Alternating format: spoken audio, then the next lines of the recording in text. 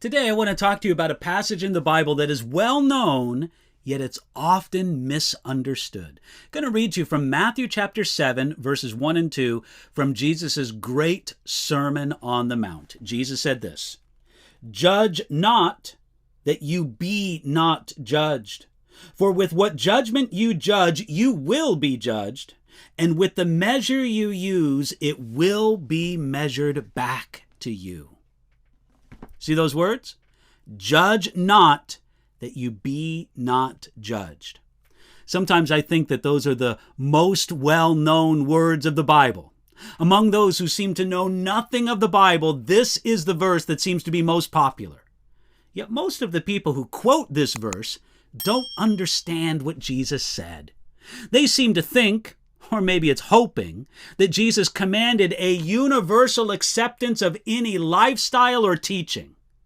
The plain, simple meaning of Jesus' words and context show that that is not what he meant here.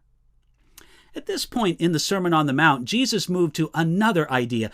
Up till now, he had primarily dealt with themes connected with the interior spiritual life, our attitudes in giving, praying, fasting, materialism, our anxiety over material things. Now, Jesus touches on an important theme related to the way that we think of others and the way that we act towards them. Just a little later in this same Sermon on the Mount, Jesus commanded us to know ourselves and others by the fruit of their life. And some sort of assessment is necessary for that. The Christian is called to show unconditional love, but the Christian is not called to show unconditional approval. Friend, we really can love people who do things that should not be approved of. So we have the phrase, "Judge not, that you be not judged." With this command, Jesus warned against passing judgment on others because when we do so, we will be judged in a similar manner. So while this does not prohibit examining the lives of others, it certainly prohibits doing it in the spirit that it is often done. An example of unjust judgment was the disciples' condemnation of the woman who came to anoint the feet of Jesus with oil. That's in Matthew chapter 26. They thought that she was wasting something, but Jesus said that she had done a good work that would always be remembered. They had a rash, harsh, unjust judgment. So how can we break this command? Well, we break this command when we think the worst of other people.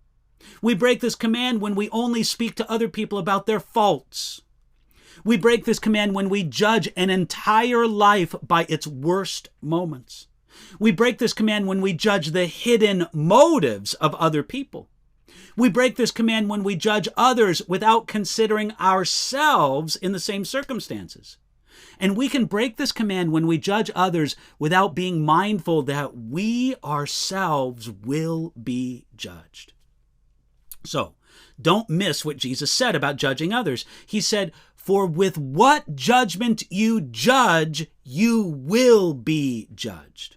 Notice, Jesus did not prohibit the judgment of others. He only required that our judgment be completely fair and that we only judge others by a standard we also would like to be judged with. When our judgment in regard to others is wrong, it is often not because we judge according to a standard, but because we're hypocritical in the application of that standard. We ignore the standard in our own life. It's common to judge others by one standard and ourselves by another standard, being far more generous to ourselves than we are to others. That's why Jesus said, "With the measure you use, it will be measured back to you." This is the principle upon which Jesus built the command, "Judge not, that you be not judged." God will measure unto us according to the same measure that we use for others. This is a powerful motivation to be generous with love, generous with forgiveness, with goodness to others. If we want more of those things from God, then we should give more of them to other people. According to the teaching of some rabbis in the days of Jesus, God had two measures that he used to judge people. One was a measure of justice, and the other was a measure of mercy. Whichever measure you want God to use with you, you should use that same measure with others. At the end of it all, we see that Jesus did not prohibit all judgment, yet we should only judge another's behavior when we are mindful of the fact that we ourselves will be judged, and when we consider how we would want to be judged.